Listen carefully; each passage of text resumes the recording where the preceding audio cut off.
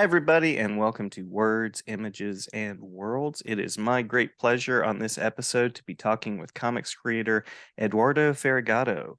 Eduardo, welcome. Welcome, welcome. Hi, Thank you so Jason. much. You Thank you are, for inviting me. oh, absolutely my pleasure. You are in a different part of the world than I am right now. Is this true? Yeah, I'm in Brazil. And for those I'm of in you, oh, go São ahead. Paulo Sorry. State. Sorry. No, that's cool. For those of you joining with the video, watching the video, you can also see that we were giving some nods to the Zack Snyder films because there's a nice sort of Yeah, grainy, textured quality to your image, which is cool. It's cool. I like it. I will look very depressed and angry all during all the interview, There you go. There you go. so And we can match the atmosphere, right? that's right. And at some point, if you want to do like a 300 thing and like rip your shirt off and just go like storm something, just go All for it right. if you want. Okay. I won't do that though because my image is clear and that wouldn't people would probably not find that enjoyable. Um, If we had a filter that would build the muscles around me, then I could do it. But yeah, this is sorry. true. We'll have to send that into the Zoom people to see if they can get that for us. Um, so I typically like to ask, especially for people I've not had the chance to talk with, what was it about comics that drew you in? Why comics? Why the world of comics? Well, I since I was a boy, I always liked to stand in front of the TV and draw. I'm like 46, so in my youth, I used to draw a lot of Hanna-Barbera draw cartoons and stuff. So the drawing thing was always present for me. But what really draw me to comics, it was my father, because he was a fan of comics. He used to read a lot of Italian Western comics and the Tex, Ken Parker. He was also a Phantom fan, a Batman fan. He had a lot of Isaac Asimov books and Tarzan books. So I got that from him. We used to go to the movies and all. And the thing that really dragged me to comics was this one, The Dark Knight Returns Oh yeah, oh from yeah. Frank Miller.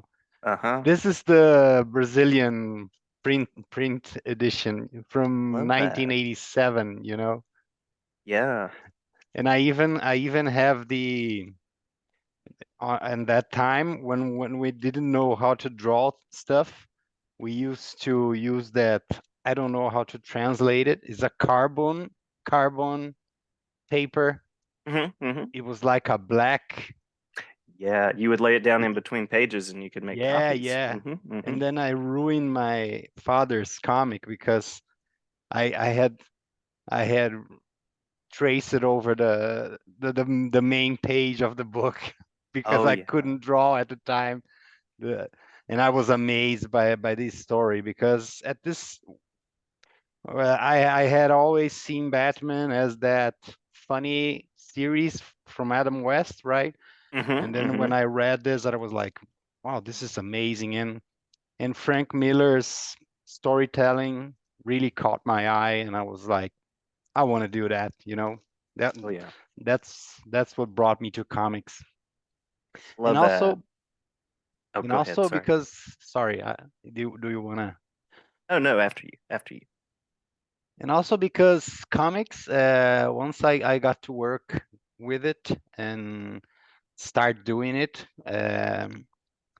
I realized because I already work with advertising, with gaming development, and these are areas, animation. These are areas that are very hard working, and it needs like a team of people doing lots of drawings, lots of versions of characters, and 1,000 drawings, for each 5 minutes of movie or something like that. Mm.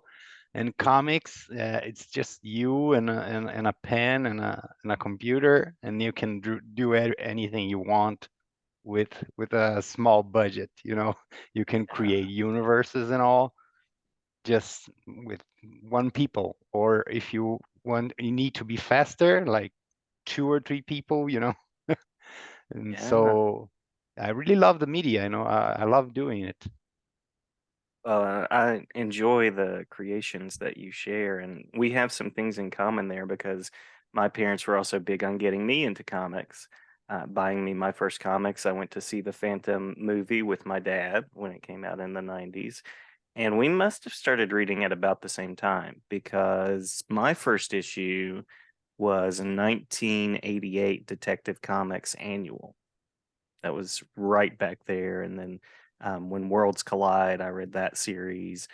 So right there, like the late 80s and the early 90s is when I really started picking them up too. Yeah, Batman had a great run on this decade, right? Hmm. Because we Hmm. had the Deadly Joke. Is that Deadly Joke that Hmm. Hmm. here in Brazil it's the, if I roughly translate it, is the Deadly Joke from Alan Moore. And Yeah. we had a lot of the Messiah. Um, what's the other Gothic? The Yeah. story where Bruce Wayne showed their when he was an infant, when he was in a school, right?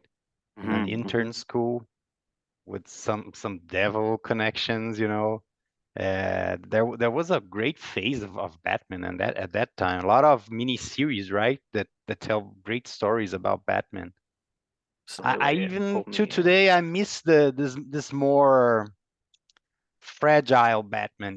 This more human. He was more human. He got beaten a lot. Hmm. Uh, Hmm. he Oh, was the on the Bane story. street. Oh, yeah. Yeah, he was on the street being beat up. I remember a story where he meets Etrigan. I think it was in the monthly stories, and Etrigan just beat the shit out of him. And he's trying to fight Etrigan, Yeah. and it's like punching a brick wall. And then Etrigan, at some moment, he says something like, "I like you. You got spirit. I'll Yep. let you live," something like that. Because it was a very, he was human. Batman is just human. He can Yeah. kick the shit out of everyone, like they usually do him today. I miss that Yeah. more street guy Batman, from I year agree. one, right?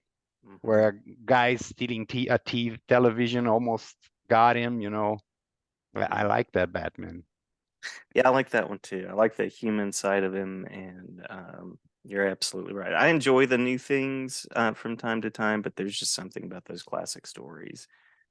And yeah, taking on Etrigan, you're not going to walk away from that unless Etrigan wants you to, Yeah. this mythic being. So, excuse me. Switching to think about where you are now. We've talked a little bit about your early days and your path and your connection. One of the books that you've worked on is probably one of my favorites. It is one of my favorites from the past year in comics, and that is Radiant Black. Just such a very cool vision, such a very cool book. So, what would you want to share about your approach to that book?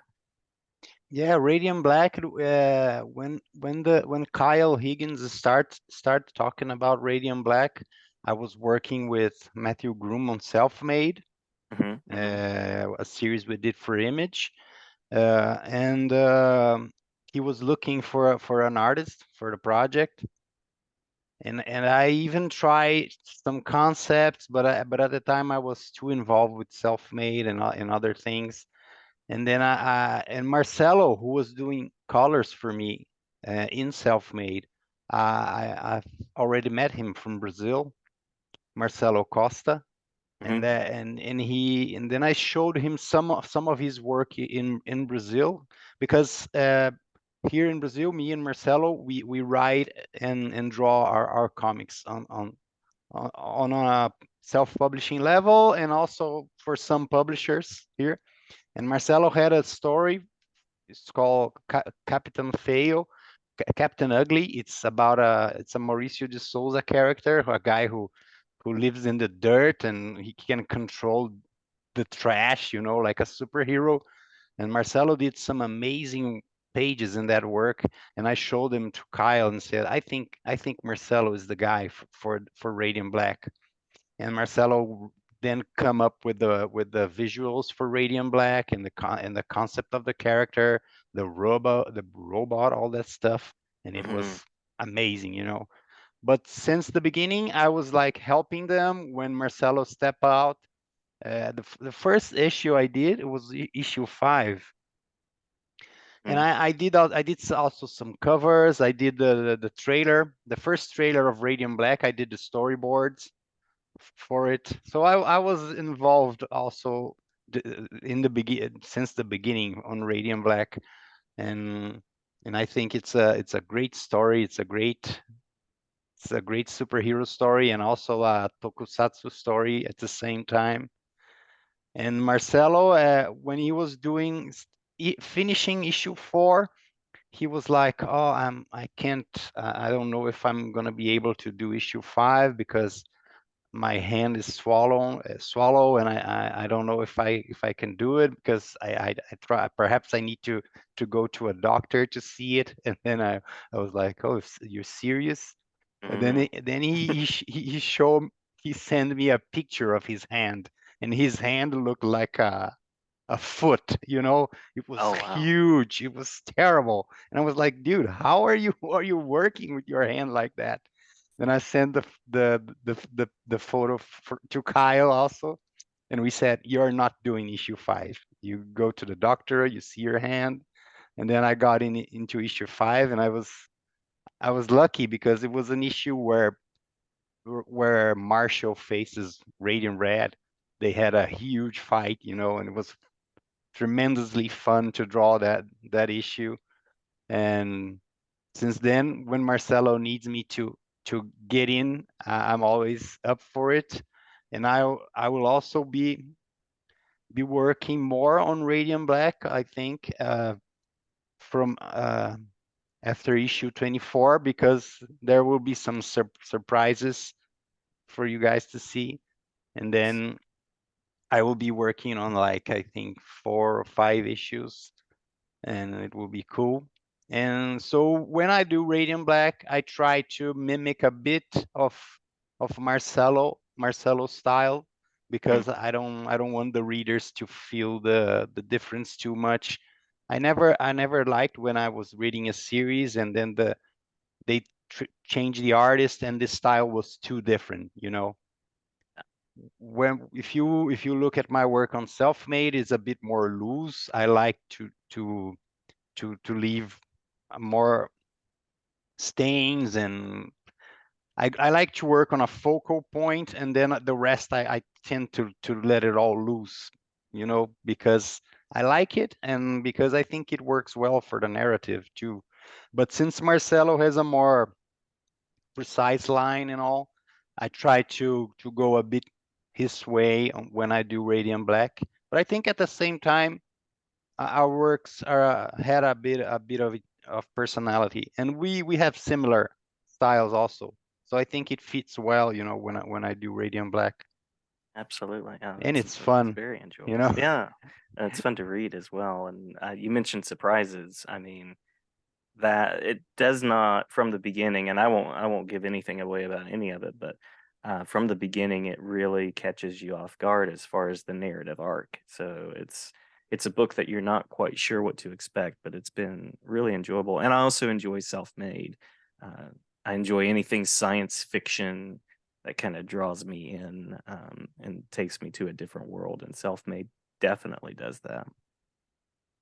Yeah, and Kyle has been making some big swings on Radiant Black since the beginning, because it's always crazy ideas when he mentions it. He's like, "Yeah, we're doing a soundtrack for issue 3 with my friend who is a composer," and then he sends footage of an orchestra playing the soundtrack. And Uh-huh. then for issue, I think it was issue 17, I think, or 21. I'm sorry, I don't remember. That we did an animation, Oh yeah. an animation for we're doing an animation for this issue with the studio that made Castlevania for Netflix, and I was all right, let's do it, Yeah. so it's crazy and it's fun at the same time, working with Kyle. You get to try And new things, I guess. yeah, did you already vote? Are you aware that people now are voting who will be Radiant Black? Oh, I did not know that. I did not Yeah, know that. since I issue will have to get on. 24, they open a QR code where you will have to choose who will continue being Radiant Black, Marshall or Oh, Nathan, nice. you know. Now that is a callback to some 90s and 80s comics moves too. I love that. Some Jason Yeah, Todd action happening. Okay. totally. Yeah, I Yeah, saw I'll have to some do some that. sites mention the Jason Todd, Hmm. the DC Question fans, if he should live or not, right? Yeah. Oh, cool. Well, that'll be, yeah, I'll have to check that out. I try to follow it month to month, but I will have to check that out and cast my vote. Do it. When's Yeah, the it's a deadline lot, for my right? vote? Oh, I think you have a month or so. I think there's still like 24 days, 23 days to vote. Okay. All right. I will get on that. Absolutely. I'm a Marshall.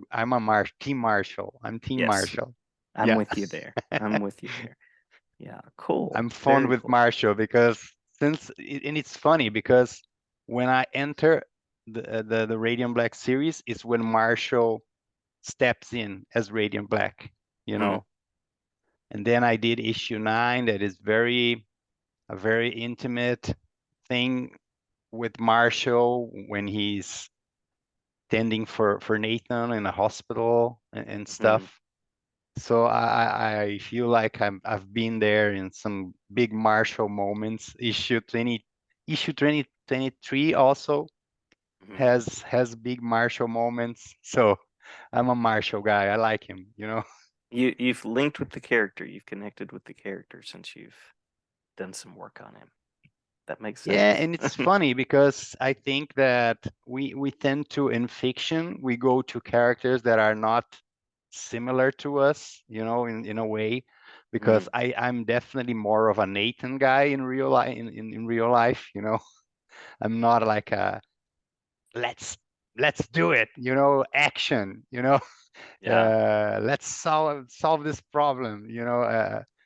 So I admire this aspect of Marshall personality, right? When he needs to get things done, he get things done, and sometimes not in a very good way. But anyway, I like that about him, I and like he's the funny way, as hell.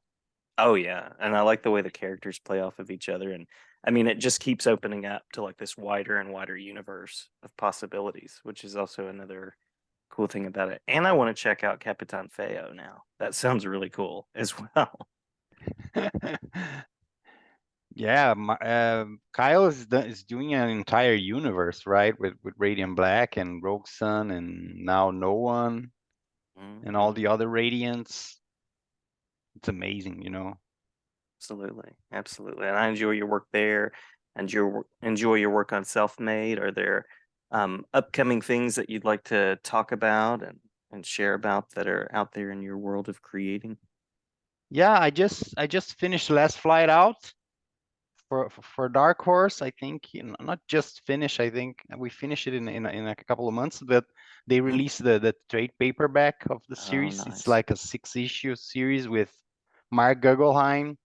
Mhm. Mark Guggenheim is a guy who wrote tons of tons of series for Warner Brothers. I think he did Legends of Tomorrow. He's like a big shot at Warner Brothers, Mhm. and also an amazing guy. It was amazing working with him. This story about a father searching for his daughter in the end of the world. Yeah, yeah. Uh, before that I did self-made. I had some old stuff here, some Yes, some yeah. stuff I did in Brazil. This is my first Cool. self-published comics in Brazil, and I really don't really admire the art too much, but that's it, right?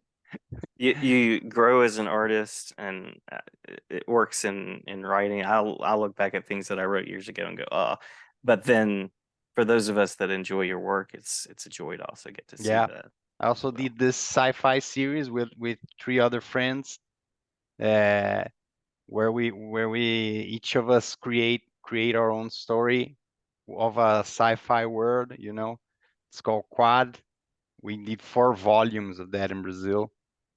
Oh, now with your style, do you do computer rendering with it? Do you do a Yeah, lot of this paper based? this one this I've for some time now I've been working only on digital, you know. Hmm. This series started to come out in the Sumerian comics. We did like I think 4 issues there, but I don't know if it will go on. I don't know. I'm not sure how sales went, you know. But it was a fun way to perfect my style, you know. Because when I Oh, was trying to do comics, I always dreamed of working with the great comics, you know, Marvel, Image, DC, you mhm. know, and Dark Horse. But then you are trying to emulate other artists, you know, who already are in the media. And for a lot of times I was trying that. Before these self-publishing, I did The Last Phantom for Dynamite in 2011, I think, you know. It was Nice, also nice, fun. awesome. I also don't enjoy too much of the drawings today, but it's all a path, right? Yeah, well, and it still Yeah, looks amazing. I mean, thank you. yeah, Here in absolutely. Brazil, I did this major one for Mauricio de Souza. It's a big job here in Brazil. It's a character from a caveman, and I did like my version of the character called Cool. Piteco. This one is more similar to my style in self-made, you know, Mm. more loose, more, Yeah, I see what you're saying with the way you kind of blend the backgrounds, and yeah, I like yeah, that. a lot of black, you know. And this one I wrote and draw as well. I did Very cool. everything. And Marcelo did the colors for this one. As always, when I can call Marcelo to colors and he's available, I'm always up for it. You know, I love how he colors my work. He's amazing, you know. And self-made, it was now going to your question. Sorry Oh for no, all that's the, great. That's you know, great. self-made. It was my first publishing in Image, so I was Mhm. very happy. That at the time Kyle was working on Hadrian's Wall, the series he did with Rod Reyes, and Rod asked me to help him in some pages because he was on a tight schedule. So I'll help him doing inks and layouts, and then he would color them to like match his style. Uh, and at the time I met Kyle, and I said him like, "Hey, do you have a fellow writer who needs an artist, right?" Mhm. And Mhm. and he introduced me to Matt Groom, who was writing self-made, and then I think I did some sketches for Amala for the main character, and Matthew just loved it, and we started doing it. We did 5 pages. I draw 5 pages for Image to present it as a pitch. He sent them the script, they approved, and we did it. You know, we were an Image. I was very happy because I really admire what Image Comics is doing. You know, Yeah, uh, trailblazing. because I'm a fan of Marvel and DC and all, but usually when I read comics these days, it's always Image Comics. You know, Mhm. uh, in the and also the thing because when you publish an image, you own the IP, you know, Mhm. it's your project. You just present it to them. They were amazing always. I never had any problem with like changes and stuff. They were always very respectful. I think they ask very few changes in all the self-made series, and when they did it, they were right, you know. When they Mhm. asked the change, I was like, yeah, they're right. It was something like, oh, the cover for issue 2 is the same color of the cover of issue 1. This doesn't work well on the shelves, you know. Yeah. The Yeah. reader must know which one. Then we change it for a greenish, for a green. So that kind of thing. And it was great working with Matthew also. Uh, I think it's that thing that when you get a script and you fall in love with it, it's the best feeling in the world, because there are some scripts where you need to work, you do what you think what you need to do, you know. But the scripts where that light the inner fire in you, it's always the Mhm. best, you know. And they are the ones I tend to show my best work also, not because I want it, but I think it's natural, right? Yeah. Yeah. Yeah. I've had a couple people come on and talk about kind of the authoring role of an artist, and so as we get down to our last couple of minutes, I mean, that's definitely got to be an enlivening experience to get a script and go, okay, I'm going to bring this to life as a visual, and kind of add my take on this, because you totally do. You bring it to a different dimension. Yeah, I'm usually very nitpicking on things, and I suggest a lot, you know, for the Hmm. writer Hmm. because like issue 3 on self-made, it was there was almost not too many action on it, you know. And I was like, well, if you let me, Matthew, I want to make this like Doom, you know. I want to make this game a Doom game. They are trading shots, and the guy is like mad because Matthew had described on the script the king, you know, that I forgot the name of the character, but it was like the Witch King or something like that. And I was Yeah, like, oh, yeah. I want to draw this guy, swords blazing and zombies following his lead and being shot in the face, you know, all this thing. So I was like, if you let me, I will make this an action sequence, you know. Instead of this and this, let's do this and that. And then he likes the idea, and we did it, you know. So I like to work like that because and with Kyle is a lot like that when we work together, because I think the project uh, that gives the project like a sort of energy, of dynamic energy, you know, when you can throw ideas. And I also, Kyle throws ideas, and Matthew in my art also, you know, Mhm. because if it's going to get better, you just redraw it, you know, you just rewrite it all the time. I think I'm always open to that, because the important thing is that the project must be good, you know, at the end. Uh, because there are some artists that don't appreciate this too much, you know. They do their work and they deliver it, and they don't like to mess around too much after that, you know.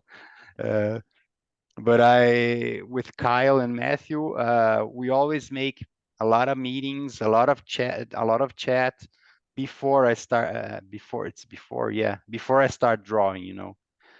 I Because I want to talk and discuss ideas. What if, like in issue 5 of Radiant Black, the fight, it was going to be in the city, you know, between the buildings and stuff. And I was like, we should do this in another place, you know. Don't you have a place that is more personal to you, a place more that because every superhero fights in buildings, you know, fights in Right. cities.